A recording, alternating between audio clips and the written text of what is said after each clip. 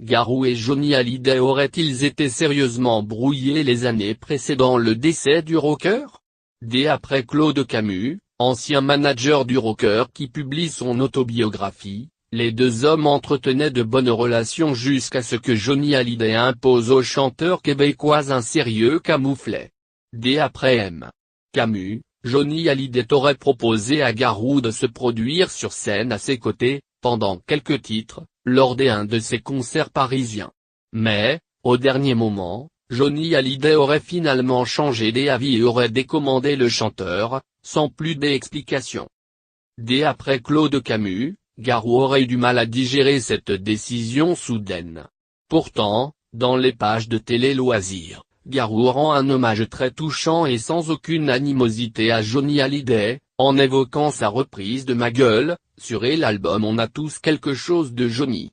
J'y avais envie de reprendre un titre qui demande de la puissance, de la force, car c'est ce que représente Johnny, et c'est aussi ce que j'y aime faire, a-t-il confié au magazine. C'est là-dessus qu'on se ressemblait le plus.